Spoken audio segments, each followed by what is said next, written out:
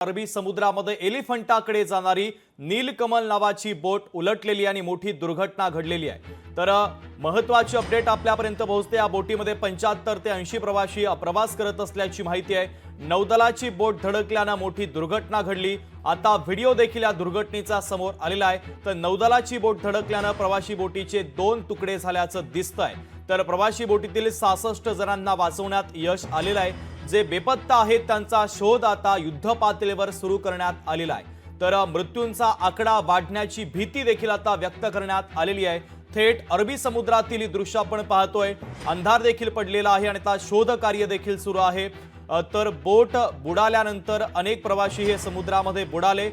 काहींना वाचवण्यामध्ये प्रशासनाला मोठं यश आलंय, मात्र बेपत्ता पर्यटकांचा शोध आता सुरू आहे। तर ही दृश्य देखील आपण पाहतोय। वेगाने येणारी नौदलाची बोट की जी अनियंत्रित झालेली होती ती बोट वेगाने आली आणि त्यानंतर प्रवासी बोटीला ही बोट धडकली। प्रवासी बोटीचे 2 तुकडे झाले आणि पर्यटक समुद्रामध्ये बुडाले आणि त्यानंतर लगेचच जवळच असलेल्या काही बोटींच्या माध्यमातून वाचवण्यामध्ये यश आलं। मात्र जे समुद्रात बेपत्ता झालेले आहेत त्यांचा शोध अद्यापही सुरू आहे।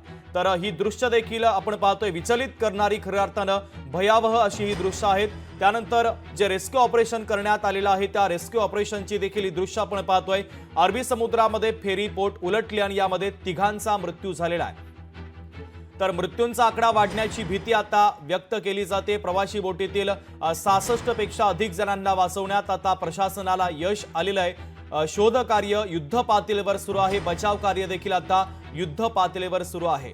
एलिफंटाला जाणारी प्रवासी बोट बुडालेली आहे। तर विधान भवनात देखील मुख्यमंत्री देवेंद्र फडणवीसांनी दुर्घटनेची माहिती दिली आणि बचाव कार्याची देखील त्यांनी माहिती दिलेली आहे। तर जिल्हा आणि पोलीस प्रशासनासोबत मुख्यमंत्री संपर्कात असल्याची देखील माहिती आहे। आपले प्रतिनिधी भारत गोरेगावकर या दुर्घटनेच्या संदर्भातले ताजे अपडेट आपल्यापर्यंत पोहोचवतात। भारत, समुद्रामध्ये जे बेपत्ता झालेले आहेत त्यांचा शोध कार्य कशा पद्धतीने सुरू आहे आणि मृतांचा आकडा वाढण्याची भीती आहे त्या संदर्भात काय अपडेट द्याल?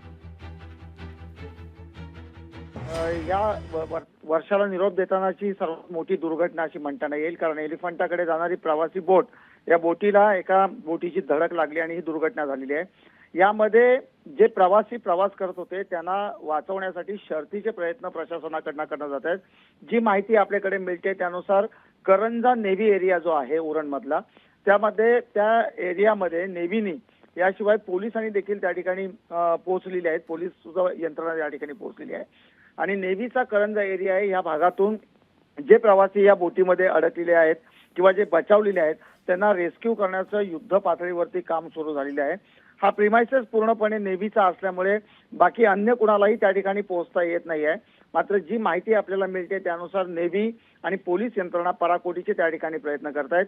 काही माणसांना त्या ठिकाणी सुखरूप रेस्क्यू करण्यात आल्याची देखील माहिती आहे। मात्र भीती व्यक्त करण्यात येते, कारण खोल भाग आहे। अपघात दुर्घटना जी आहे ती सुद्धा गांभीर्यपूर्वक घेतली जाते आणि एकूणच जे प्रवासी या बोटीमध्ये होते त्यांचा निश्चित आकडा आतापर्यंत जरी समोर आला नसला तरी एक भीती व्यक्त करण्यात येते की काही जणांचं यामध्ये दुर्दैवी निधन झालं आहे की काय। परंतु जी माहिती आतापर्यंत आपल्याकडे आली त्यानुसार नेव्ही अगदी टोकाचे प्रयत्न करून यामधनं रेस्क्यू करण्याचा प्रयत्न करते। शुभम, अगदी भारत, महत्त्वाचे अपडेट या दुर्घटनेच्या संदर्भातले तुम्ही पोहोचवलेले आहेत। तुर्तास धन्यवाद। लोकशाही मराठी ऐका, पहा, जागरूक रहा।